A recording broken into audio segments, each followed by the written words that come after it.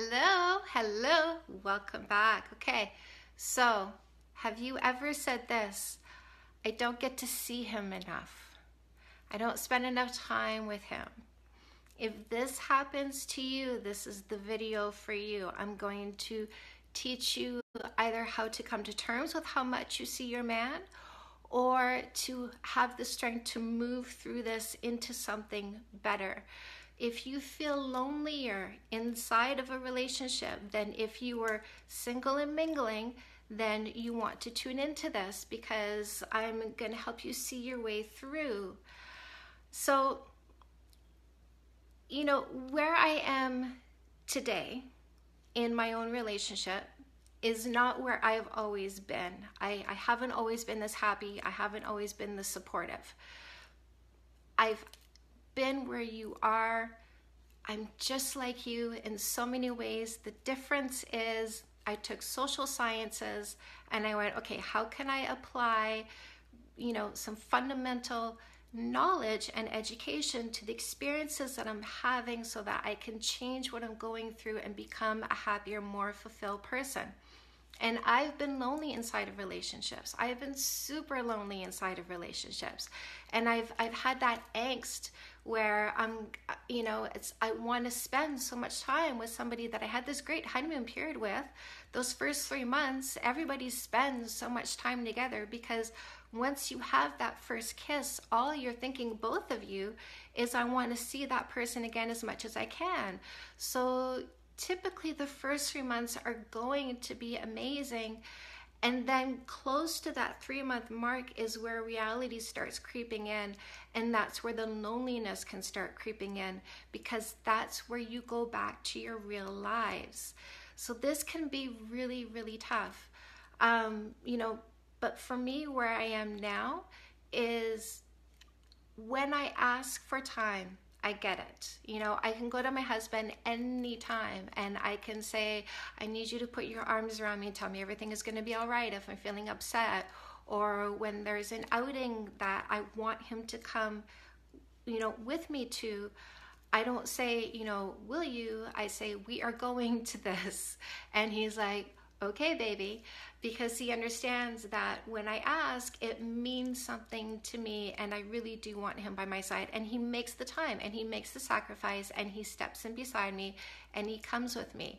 So what I want, I get in my relationship, and all I have to do is ask. But it was not always like this, and I have certainly suffered through my fair share of loneliness inside of a relationship, and feeling like I've been lonelier in a relationship than when I was single, which is crazy, because you would think that when you're in a relationship you would have companionship, and if you don't feel that sense of companionship, then it can feel really lonely.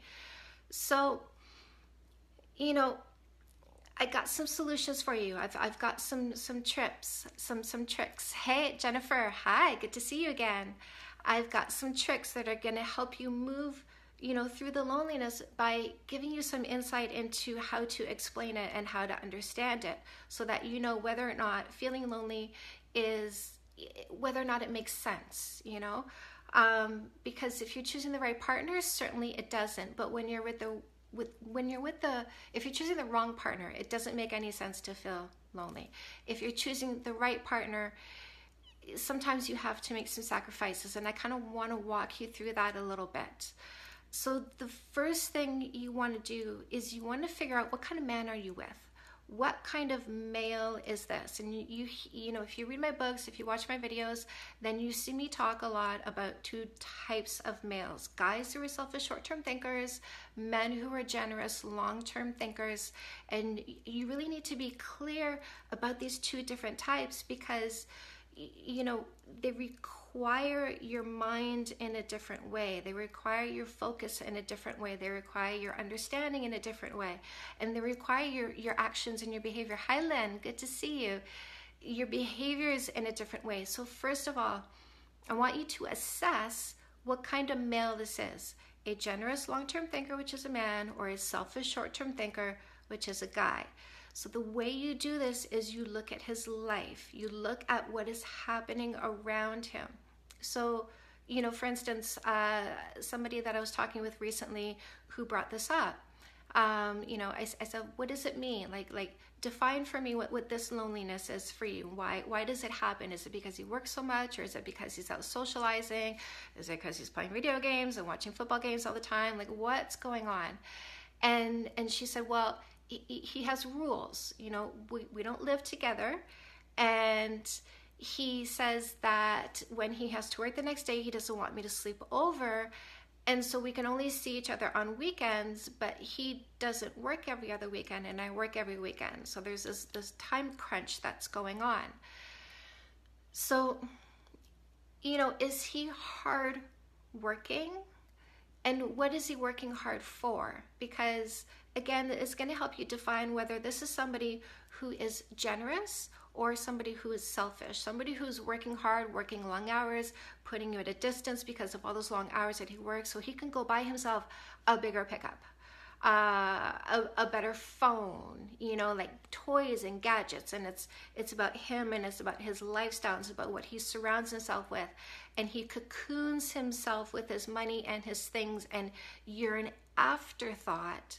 Then what you're dealing with is a guy which is a selfish short-term thinker.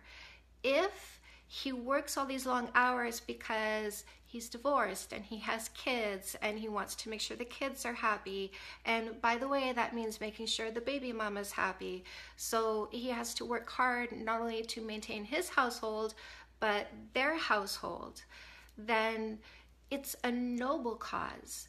And men are noble people. They work very hard. They're very conscientious for the benefit of those that they take care of. So if he's working so hard, working so many hours, and you come after work and after his kids because he's raising them and he's trying to make sure that they're happy and that they're going to have a stable upbringing and they feel like their dad loves them and they don't feel like an afterthought to their dad, which, I'm sorry ladies, but if you're dating somebody who has kids, wait till they're 18. You can start coming first once they're 18, but up until that point, do not put yourself in front of the kids, because somebody whose focus is raising their children well, you should absolutely respect that and give that space, and just admire this person for being such a good-hearted person. So the first step, define who this is so that you understand what your next step is going to be, okay? So once you've defined who that is and you figure out who it is, let's start with the man. So this is a hardworking, generous person, and you're coming third in their life because work comes first so that he can support the kids, and then there's a little bit of time for you. So you have to ask yourself, what do I want? What is my long-term goal? Do I see this person as being the right one for me down the road?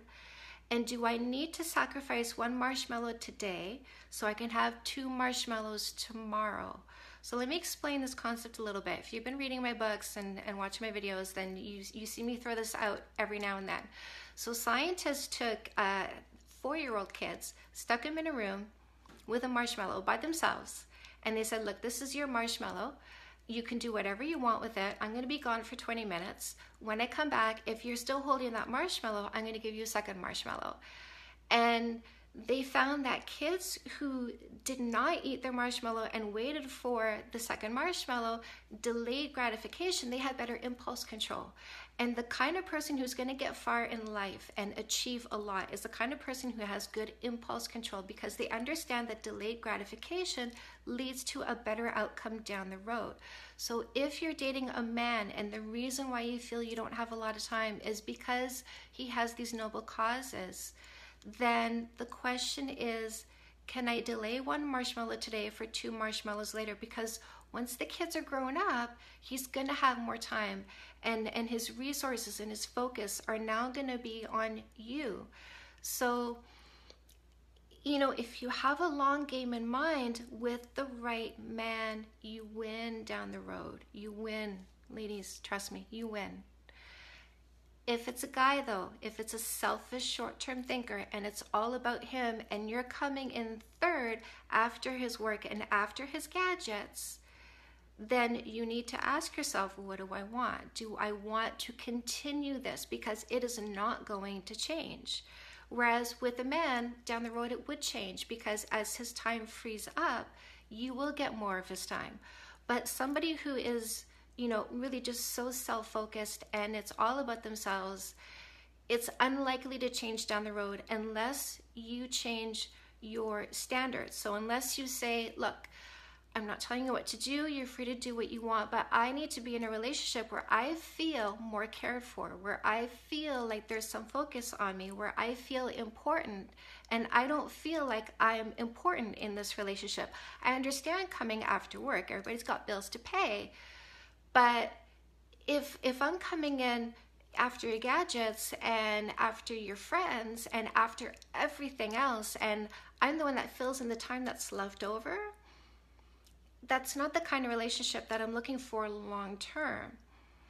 Which brings me to the third step, which is choosing the outcome and being okay with the outcome. Hi, Jennifer. Question: work, kids, then parents, me third. I'm happy, but what are your thoughts? Let me see more.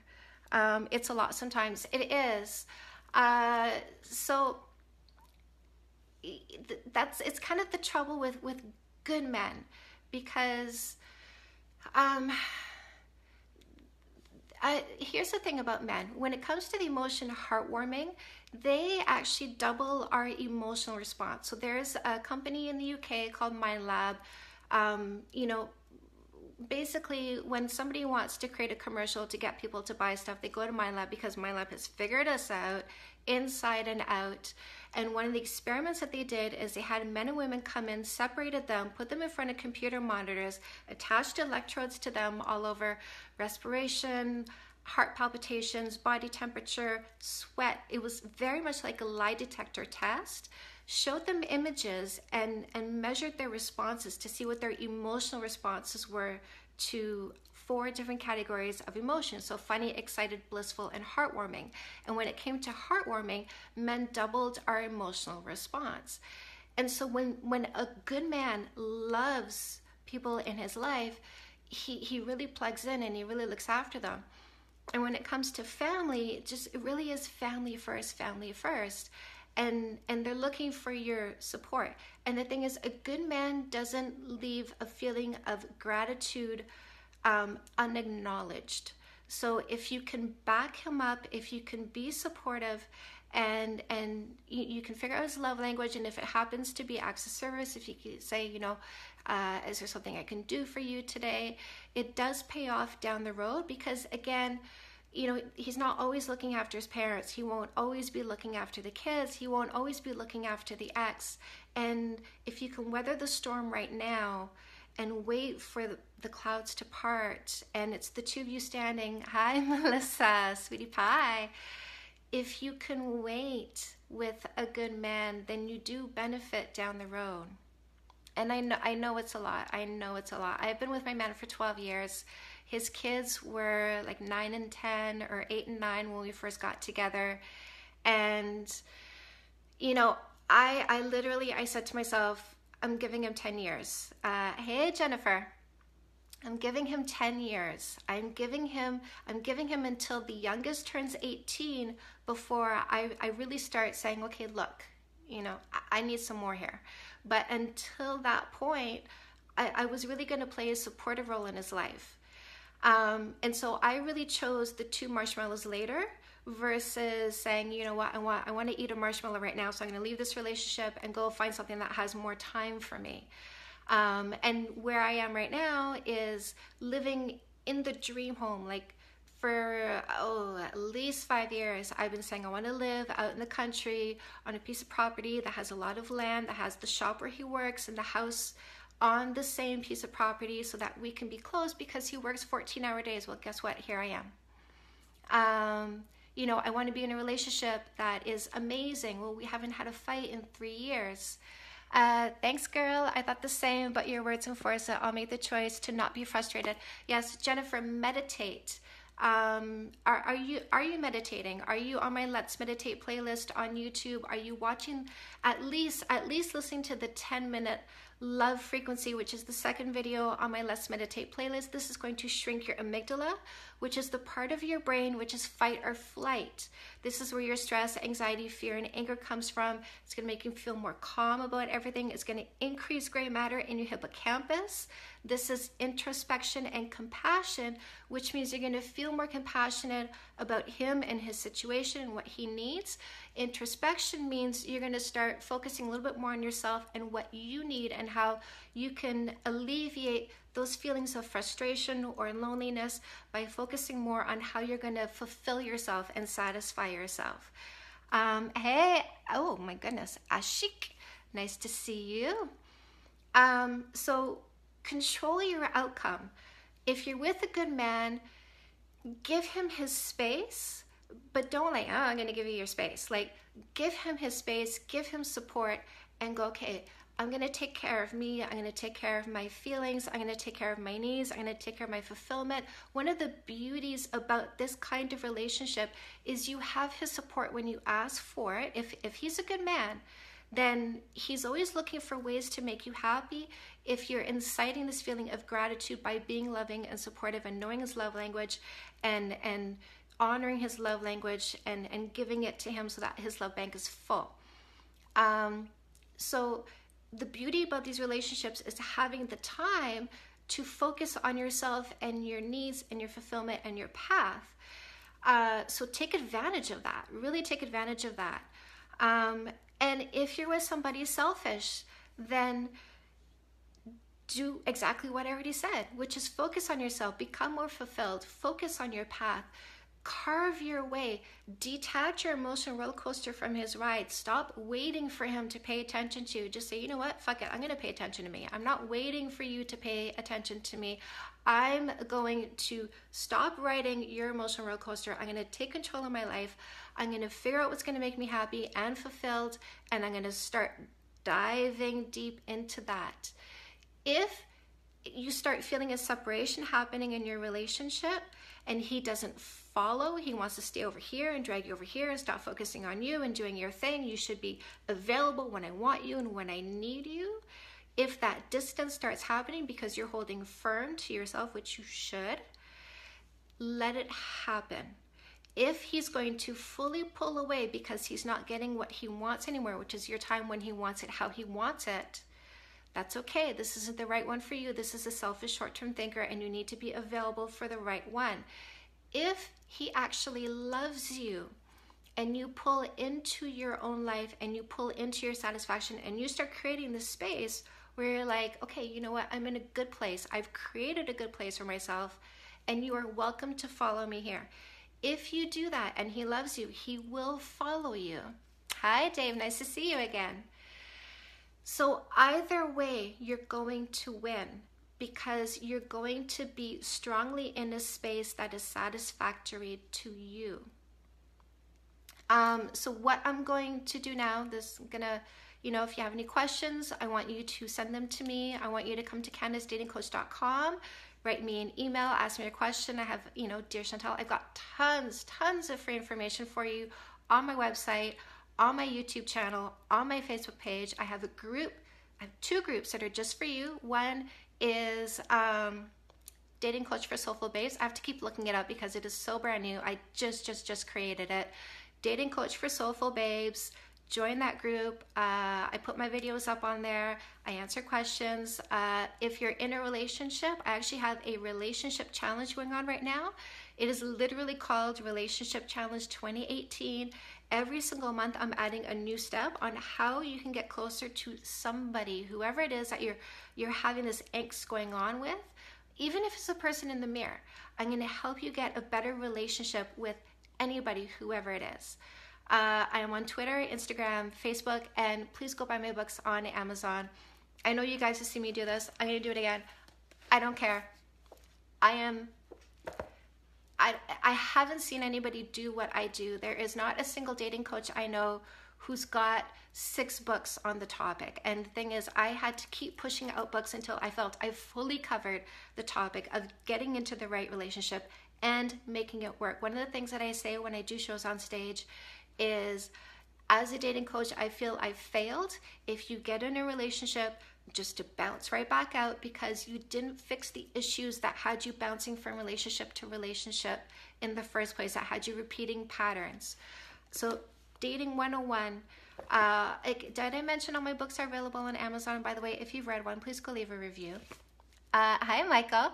So Dating 101 is getting it right before you get it wrong.